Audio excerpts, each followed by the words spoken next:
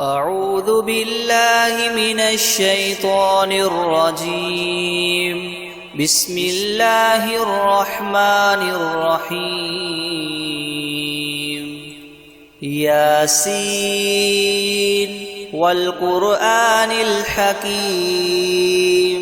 إنك لمن المرسلين على صراط مستقيم تنزيل العزيز الرحيم لتنذر قوما ما أنذر آباؤهم فهم غافلون قل على أكثرهم فهم لا يؤمنون إنا جعلنا في أعناقهم مغلالا فهي إلى الأذقان فهم مقمحون وجعلنا من بين أيديهم سدا ومن خلفهم سدا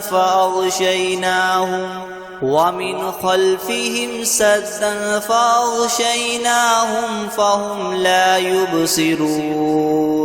وسواء عليهم أنذرتهم أم لم تنذرهم لا يؤمنون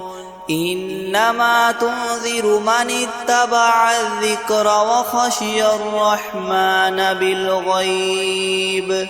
فبشره بمغفرة وأجر كريم. إنا نحن نحيي الموتى ونكتب ما قدموا وآثارهم وكل شيء أحصيناه في إمام مبين. واضرب لهم مثلا أصحاب القرية إذ جاءها المرسلون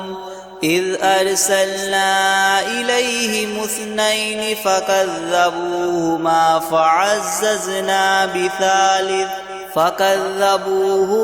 فعززنا بثالث فقالوا إنا إليكم مرسلون قالوا ما أنتم إلا بشر مثلنا وما أنزل الرحمن من شيء إن أنتم إلا تكذبون. قالوا ربنا يعلم إنا إليكم لمرسلون وما علينا إلا البلاغ المبين. قالوا إنا تطيرنا بكم لئن لم تنتهوا لنرجمنكم وليمسنكم منا عذاب أليم. قالوا طائركم معكم أئن ذكرتم بل أنتم قوم مسرفون.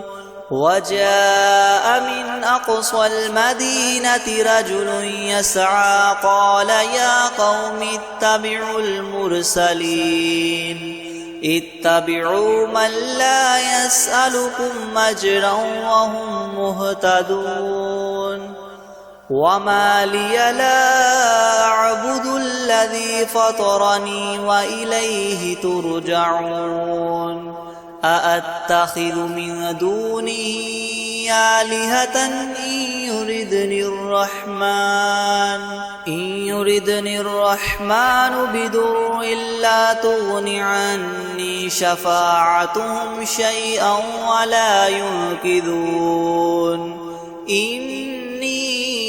إذا لفي ضلال مبين. إني آمنت بربكم فاسمعون. قيل ادخل الجنة قال يا ليت قومي يعلمون بما غفر لي ربي وجعلني من المكرمين. وما أنزلنا على قومه من بعده من جند من من السماء وما كنا منزلين إن كانت إلا صيحة واحدة فإذا هم خامدون يا حسرة على العباد ما يأتيهم من رسول إلا كانوا به يستهزئون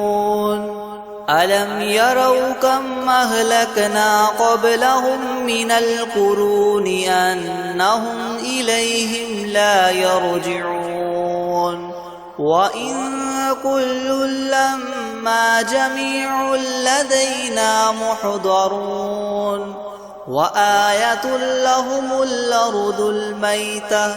أحييناها وأخرجنا منها حبا فمنه يأكلون وجعلنا فيها جنات من نخيل وأعناب وفجرنا فيها من العيون ليأكلوا من ثمره وما عملته أيديهم أفلا يشكرون سبحان الذي خلق الأزواج كلها مما تنبت الأرض ومن أنفسهم ومما لا يعلمون وآية لهم الليل نسلخ منه النهار فإذا هم مظلمون والشمس تجري لمستقر لها ذلك تقدير العزيز العليم والقمر قدرناه منازل حتى عاد كالعرجون القديم لا الشمس ينبغي لها أن تدرك القمر ولا الليل سابق النهار وكل في فلك يسبحون وآية لهم أنا حملنا ذريتهم في الفلك المشحون وخلقنا لهم من مثله ما يركبون وإن نشأ نغرقهم فلا صريخ لهم ولا هم ينقذون إلا رحمة منا ومتاعا إلى حين وإذا قيل لهم اتقوا ما بين أيديكم وما خلفكم لعلكم ترحمون وما تأتيهم من آية من آيات ربهم إلا كانوا عنها معرضين وإذا قيل لهم انفقوا مما رزقكم الله قال الذين كفروا للذين آمنوا أنطعم من لو يشاء الله أطعمه إن أنتم إلا في ضلال مبين ويقولون متى هذا الوعد إن كنتم صادقين ما ينظرون إلا صيحة واحدة تأخذهم وهم يخصمون فلا يستطيعون توصية ولا إلى أهلهم يرجعون ونفخ في الصور فإذا هم من الأجداث إلى ربهم ينسلون قالوا يا ويلنا من بعثنا من مرقدنا هذا ما وعد الرحمن وصدق المرسلون إن كانت إلا صيحة واحدة فإذا هم جميع لدينا محضرون فاليوم لا تظلم نفس شيئا ولا تجزون إلا ما كنتم تعملون إن أصحاب الجنة اليوم في شغل فاكهون هم وأزواجهم في ظلال على الأرائك متكئون لهم فيها فاكهة ولهم ما يدعون سلام قولا من رب رحيم وامتازوا اليوم أيها المجرمون ألم أعهد إليكم يا بني آدم ألا تعبدوا الشيطان إنه لكم عدو مبين وأن اعبدوني هذا صراط مستقيم ولقد أضل منكم جبلا كثيرا أفلم تكونوا تعقلون هذه جهنم التي كنتم توعدون اصلوها اليوم بما كنتم تكفرون اليوم نختم على أفواههم وتكلمنا أيديهم وتشهد أرجلهم بما كانوا يكسبون ولو نشاء لطمسنا على أعينهم فاستبقوا الصراط فأنى يبصرون ولو نشاء لمسخناهم على مكانتهم فما استطاعوا مضيا ولا يرجعون ومن نعمره ننكسه في الخلق أفلا يعقلون وما علمناه الشعر وما ينبغي له إن هو إلا ذكر وقرآن مبين لينذر من كان حيا ويحق القول على الكافرين أولم يروا أنا خلقنا لهم مما عملت أيدينا أنعاما فهم لها مالكون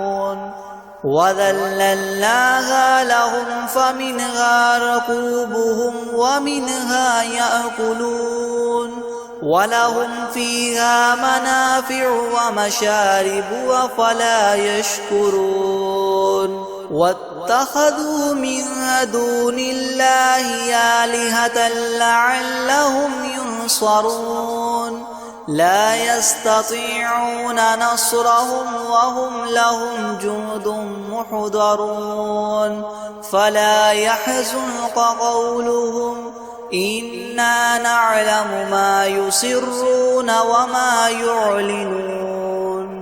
أولم ير الإنسان أنا خلقناه من نطفة فإذا هو خصيم مبين وضرب لنا مثلا ونسي خلقه قال من يحيي العظام وهي رميم قل يحييها الذي ينشأها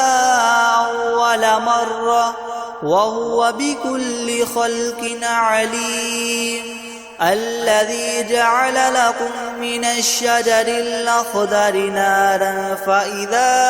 أنتم منه توقدون أوليس الذي خلق السماوات والأرض بقادر على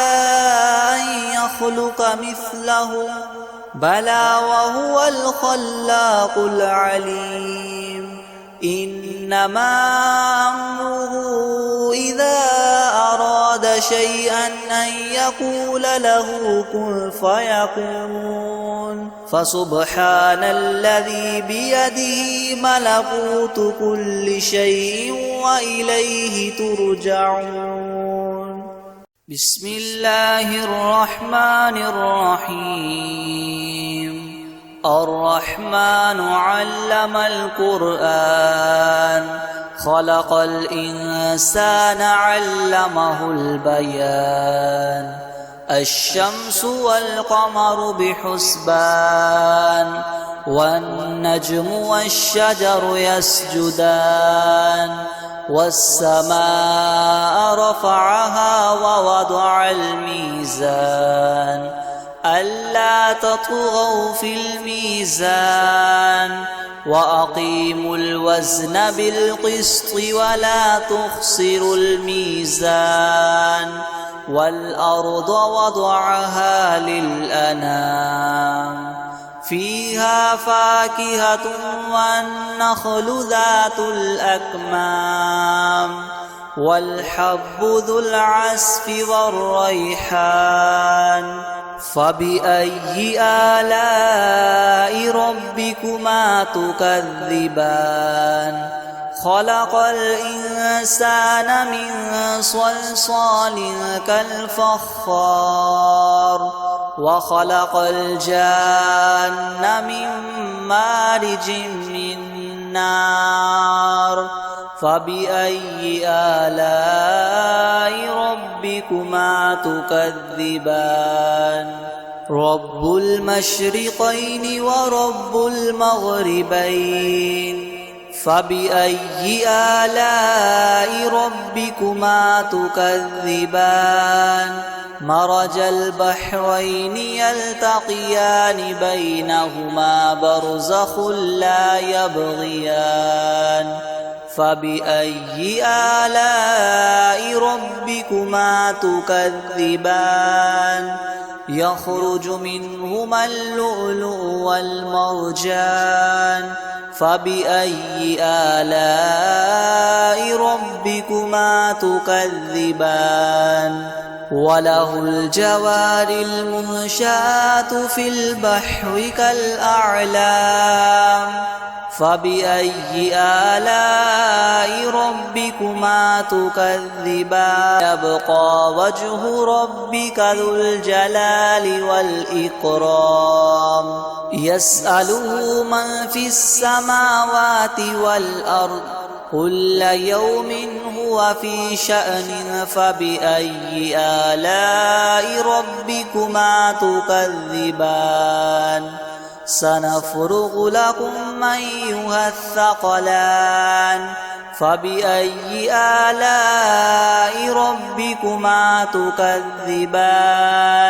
يا معشر الجن والإنس إن استطعتم أن تنفذوا من أقطار السماوات والأرض فانفذوا لا تنفذون إلا بسلطان فبأي آلاء ربكما تكذبان يرسل عليكما شواظ من نار ونحاس فلا تنتصران فبأي آلاء ربكما تكذبان فإذا انشقت السماء فكانت وردة كالدهان فبأي آلاء ربكما تكذبان فيومئذ لا يسأل عن ذنبه إنس ولا جان فبأي آلاء ربكما تكذبان يعرف المجرمون بسيماهم فيؤخذ بالنواصي والأقدام فبأي آلاء ربكما تكذبان هذه جهنم التي يكذب بها المجرمون يطوفون بينها وبين حميم آن فبأي آلاء ربكما تكذبان ولمن خاف مقام ربه جنتان فبأي آلاء ربكما تكذبان ذواتا أفنان فبأي آلاء ربكما تكذبان فيهما عينان تجريان فبأي آلاء ربكما تكذبان فيهما من كل فاكهة زوجان فبأي آلاء ربكما تكذبان متكئين على فرش بطائنها من استبرق وجنى الجنتين دان فبأي آلاء ربكما تكذبان فيهن قاصرات الطرف لم يطمثهن إنس قبلهم ولا جان فبأي آلاء ربكما تكذبان كأنهن الياقوت والمرجان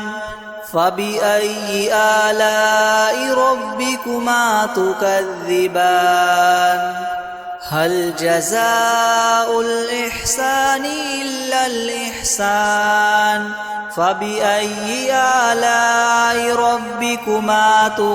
تكذبان ومن دونهما جنتان فبأي آلاء ربكما تكذبان مدهامتان فبأي آلاء ربكما تكذبان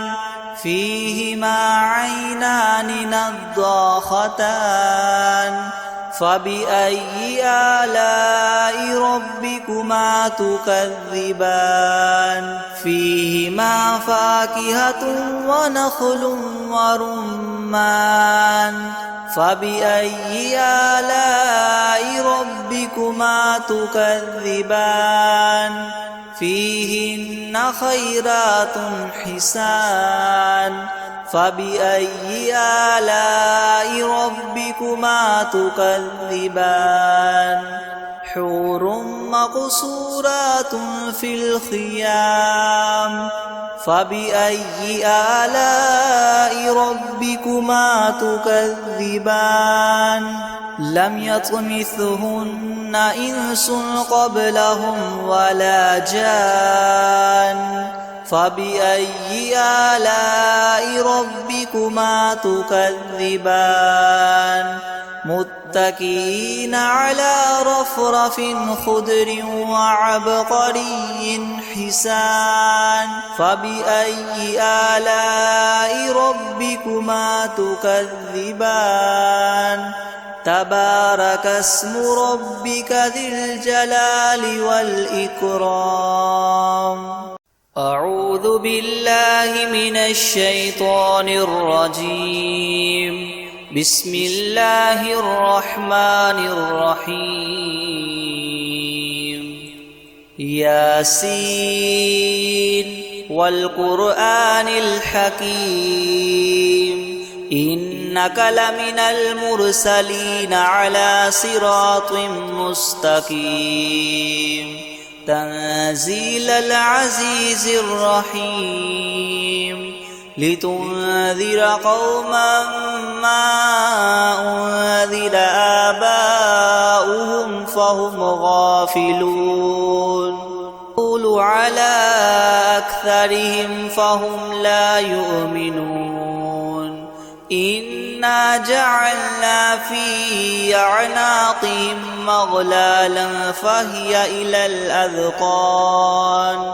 فهي إلى الأذقان فهم مقمحون وجعلنا من بين أيديهم سدا ومن خلفهم سدا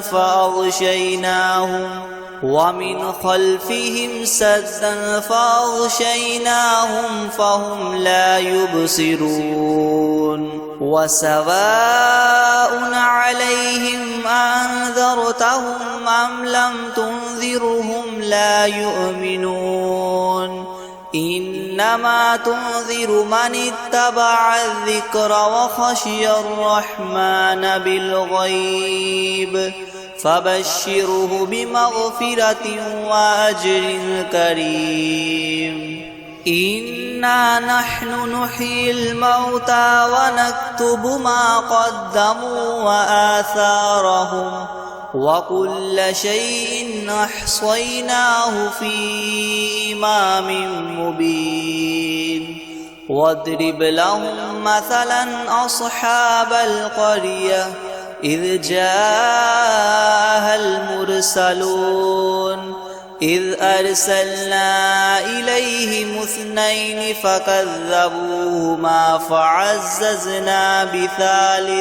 فكذبوهما فعززنا بثالث فقالوا إنا إليكم مرسلون قالوا ما أنتم إلا بشر مثلنا وما أنزل الرحمن من شيء إن أنتم إلا تكذبون قالوا ربنا يعلم إنا إليكم لمرسلون وما علينا إلا البلاغ المبين قالوا إنا تطيرنا بكم لئن لم تنتهوا لنرجمنكم وليمسنكم منا عذاب أليم قالوا طائركم معكم أئن ذكرتم بل أنتم قوم مسرفون وجاء من أقصى المدينة رجل يسعى قال يا قوم اتبعوا المرسلين اتبعوا من لا يسألكم أجرا وهم مهتدون وما لي لا أعبد الذي فطرني وإليه ترجعون أأتخذ من دونه آلهة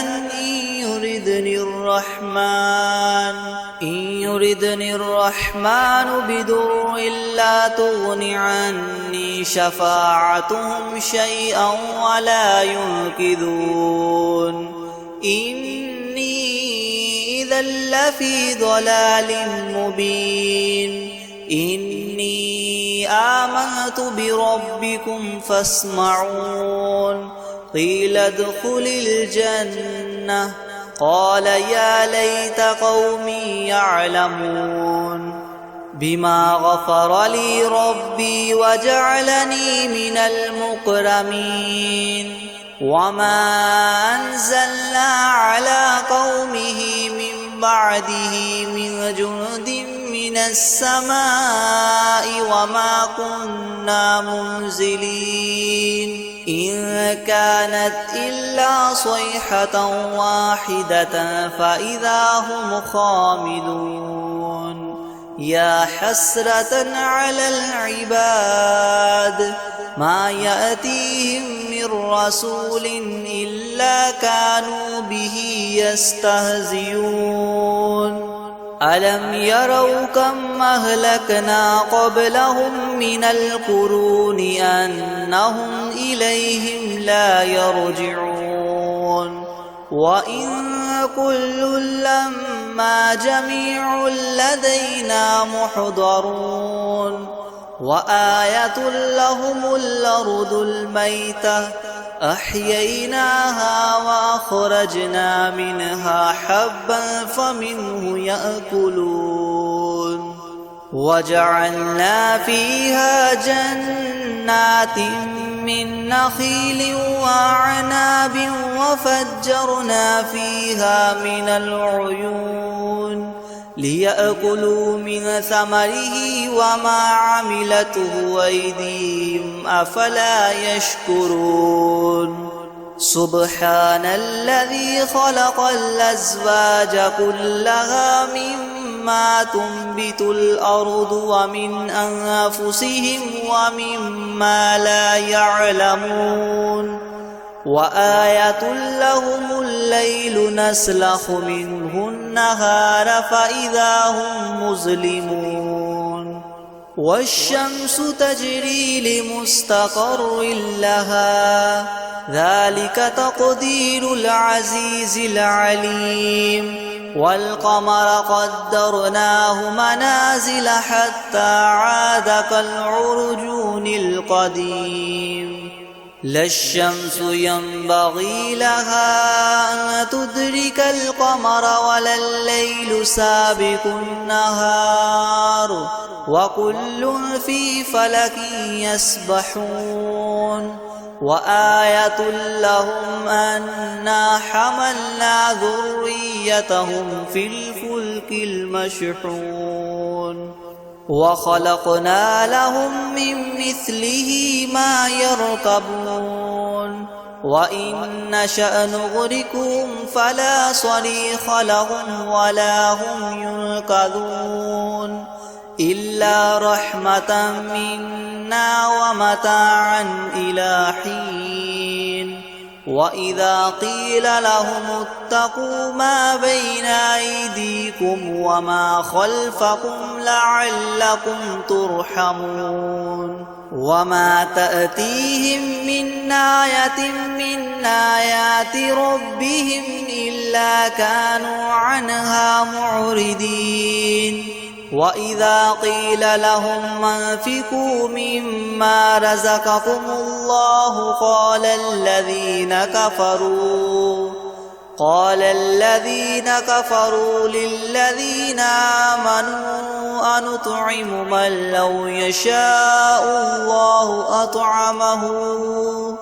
إن أنتم إلا في ضلال مبين ويقولون متى هذا الوعد إن كنتم صادقين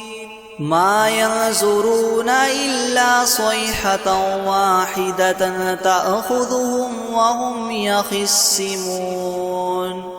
فلا يستطيعون توصية ولا إلى أهلهم يرجعون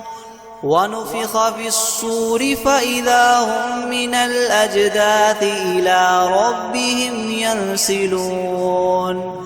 قالوا يا ويلنا من بعثنا من مرقدنا هذا ما وعد الرحمن وصدق المرسلون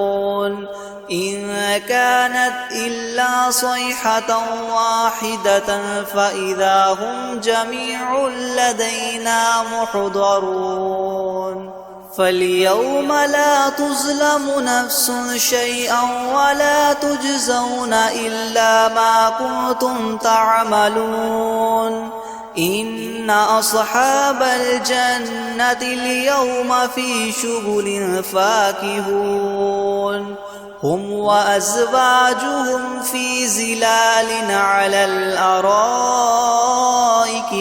متكئون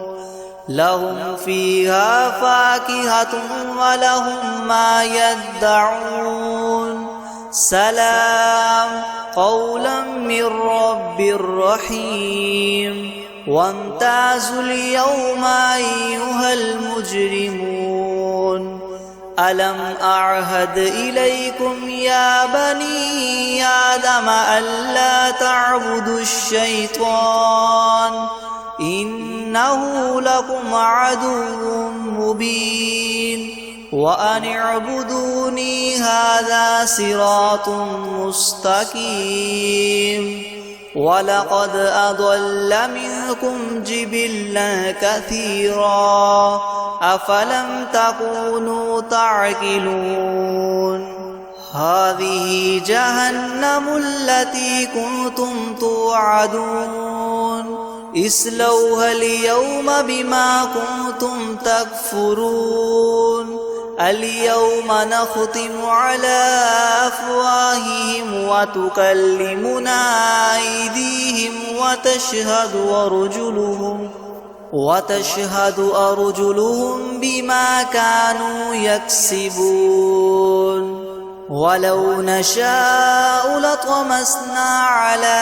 أعينهم فاستبقوا الصراط فأنى يبصرون ولو نشاء لمسخناهم على مكانتهم فما استطاعوا مضيا ولا يرجعون ومن نعمره ننكسه في الخلق أفلا يعقلون وما علمناه الشعر وما ينبغي له إن هو إلا ذكر وقرآن مبين لينذر من كان حيا ويحق القول على الكافرين أولم يروا أنا خلقنا لهم مما عملت أيدينا أنعاما فهم لها مالكون وذللناها لهم فمنها ركوبهم ومنها يأكلون ولهم فيها منافع ومشارب أفلا يشكرون واتخذوا من دون الله آلهة لعلهم ينصرون لا يستطيعون نصرهم وهم لهم جند محضرون فلا يحزنك قولهم إنا نعلم ما يسرون وما يعلنون أولم ير الإنسان أنا خلقناه من نطفة فإذا هو خصيم مبين وضرب لنا مثلا ونسي خلقه قال من يحيي العظام وهي رميم قل يحييها الذي ينشأها أول مرة وهو بكل خلق عليم الذي جعل لكم من الشجر الأخضر نارا فإذا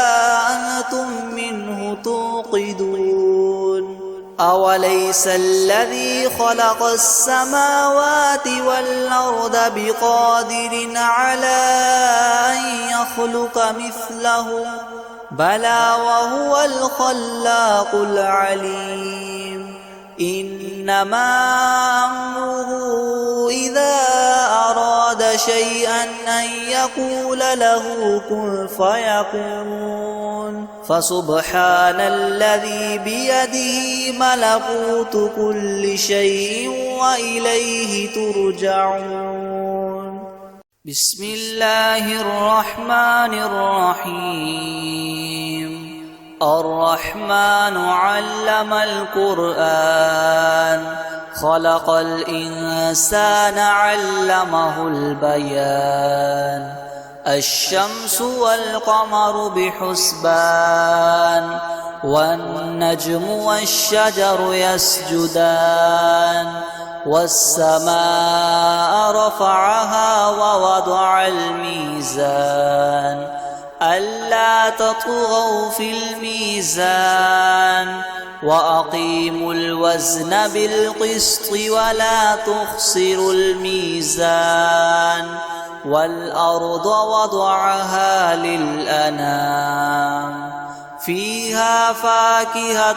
والنخل ذات الأكمام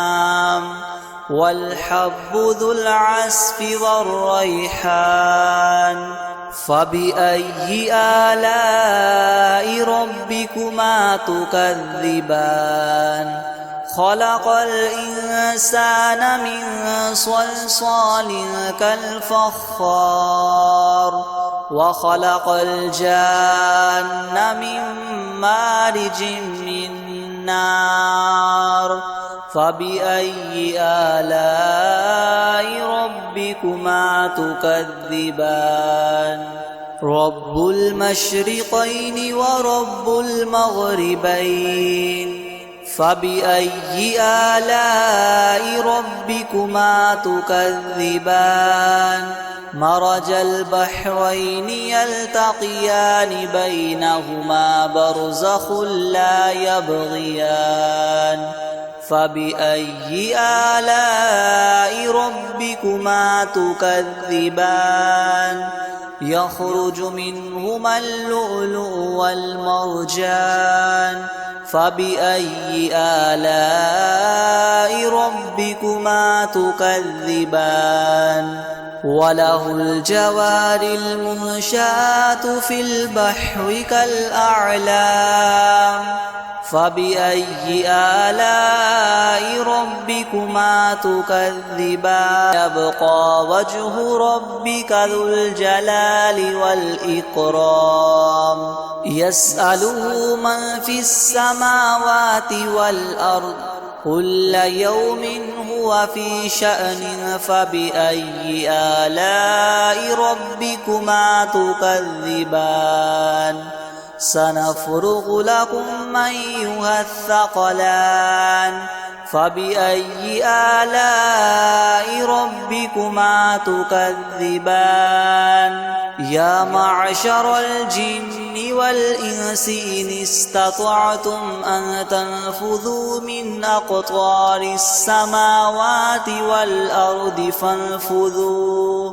لا تنفذون إلا بسلطان فبأي آلاء ربكما تكذبان يرسل عليكما شواظ من نار ونحاس فلا تنتصران فبأي آلاء ربكما تكذبان فإذا انشقت السماء فكانت وردة كالدهان فبأي آلاء ربكما تكذبان فيومئذ لا يسأل عن ذنبه إنس ولا جان فبأي آلاء ربكما تكذبان يعرف المجرمون بسيماهم فيؤخذ بالنواصي والأقدام فبأي آلاء ربكما تكذبان هذه جهنم التي يكذب بها المجرمون يطوفون بينها وبين حميم آن فبأي آلاء ربكما تكذبان ولمن خاف مقام ربه جنتان فبأي آلاء ربكما تكذبان ذواتا أفنان فبأي آلاء ربكما تكذبان فيهما عينان تجريان فبأي آلاء ربكما تكذبان فيهما من كل فاكهة زوجان فبأي آلاء ربكما تكذبان متكئين على فرش بطائنها من استبرق وجنى الجنتين دان فبأي آلاء ربكما تكذبان فيهن قاصرات الطرف لم يطمثهن إنس قبلهم ولا جان فبأي آلاء ربكما تكذبان كأنهن الياقوت والمرجان فبأي آلاء ربكما تكذبان هل جزاء الإحسان إلا الإحسان فبأي آلاء ربكما تكذبان ومن دونهما جنتان فبأي آلاء ربكما تكذبان مدهامتان فبأي آلاء ربكما تكذبان فيهما عينان نضاختان فبأي آلاء ربكما تكذبان فيهما فاكهة ونخل ورمان فبأي آلاء ربكما تكذبان فيهن خيرات حسان فبأي آلاء ربكما تكذبان حور مقصورات في الخيام فبأي آلاء ربكما تكذبان لم يطمثهن إنس قبلهم ولا جان فبأي آلاء ربكما تكذبان متكئين على رفرف خضر وعبقري حسان فبأي آلاء ربكما تكذبان تبارك اسم ربك ذي الجلال والإكرام